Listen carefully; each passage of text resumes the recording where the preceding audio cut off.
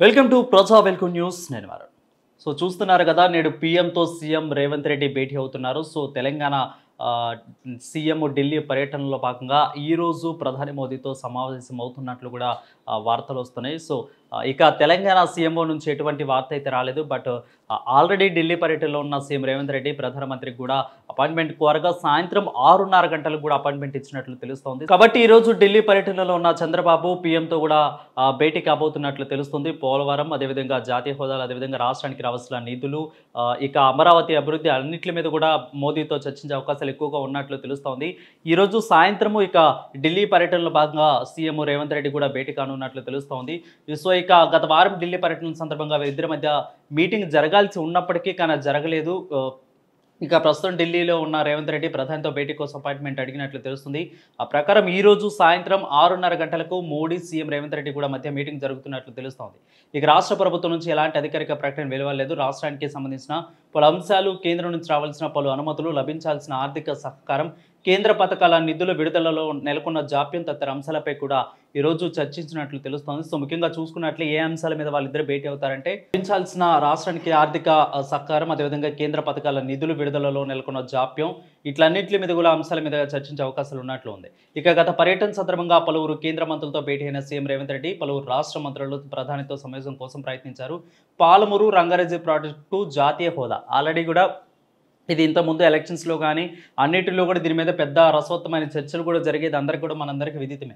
ఇక బొగ్గు గనుల వేలంలో సింగరేణికి భాగస్వామ్యం కల్పించడం, సైనిక్ స్కూల్ ఏర్పాటు, రక్షణ శాఖకు చెందిన భూములను రాష్ట్రానికి అప్పగించడం, విభజన చట్టంలో అపష్కృతంగా ఉన్న ఉండిపోయిన Kazipet railway coach factory, Bayyaram ఉక్కు పరిశ్రమ, అదేవిధంగా గిరిజన వర్సిటీకి నిధుల కేటాయింపు. సో ఇట్లన్నింటి మీద కూడా ప్రధాన దృష్టికి తీసుకెళ్లే అవకాశం ఉన్నట్లు తెలుస్తోంది. ఇక మరోవైపు రెండు రాష్ట్రాల ముఖ్యమంత్రులు శనివారం మధ్యాహ్నం హైదరాబాద్లో భేటీ కానున్నారు. సో ఎల్లుండు వీళ్ళిద్దరు కూడా భేటీ కాబోతున్నారు. ఈ రోజేమో ఢిల్లీలో ఒకళ్ళేమో ఉదయం, ఒకళ్ళేమో ఈరోజు సాయంత్రం 6 గంటలకే భేటీ కాబోతున్నట్లు తెలుస్తోంది.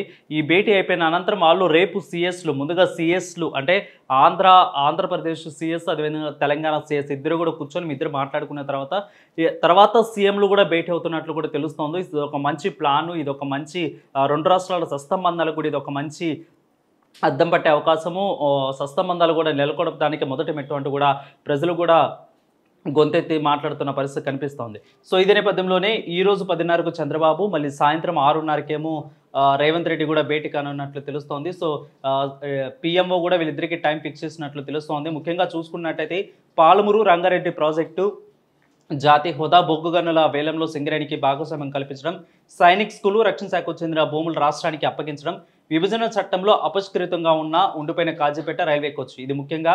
సో ఈ రోజు చంద్రబాబు కూడా విభజన హామీల గురించి కూడా వెళ్ళి మాట్లాడతారు. కాబట్టి రేవంత్ రెడ్డి కూడా అదే విషయంలోనే విభజన చట్టంలో అపష్కృతంగా ఉండిపోయిన కాజీపేట రైల్వే కోచ్, బయ్యారం ఉక్కు ఫ్యాక్టరీ, గిరిజన వర్సిటీకి నిధుల కేటాయింపు, ఎక్కడ ఆదిలాబాద్ జిల్లాలో గిరిజన వర్సిటీని ఏర్పాటు చేస్తున్నట్లు కూడా చెప్తున్నారు.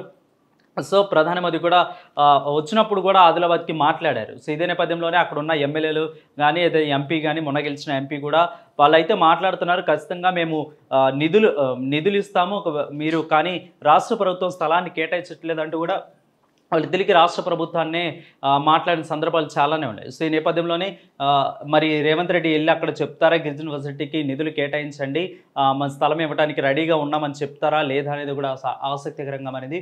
సో ఇలాంటి అనేక సమస్యల మీద ప్రధాన దృష్టికి తీసుకెళ్లే అవకాశాలు కనిపిస్తున్నాయి.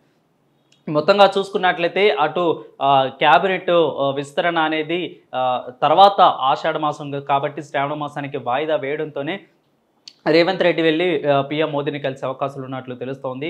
సో ఒకవేళ క్యాబినెట్ విస్తరణగా జరిగి ఉంటే ప్రధాని మోదీని కలిసే వారేమో కాదేమో అంటూ కూడా ప్రజలు కామెంట్ చేస్తున్నారు. సో చూడాలి మరి ప్రధాని మోదీతో ఈరోజు సాయంత్రం 6:30కి అయితే మీటింగ్ జరగనుంది. ఏ విధంగా మాట్లాడతారు, ఏ అంశాలను ప్రధాని ముందుకు తీసుకెళ్తారు, అదేవిధంగా ఎలాంటి రెస్పాన్స్ వస్తుంది, నిధులు కేటాయింపు కానీ రాష్ట్రానికి రావాల్సిన నిధులు ఏ విధంగా తెస్తారు అనేది కూడా చూడాల్సిన పరిస్థితి ఉంది. Stay with us.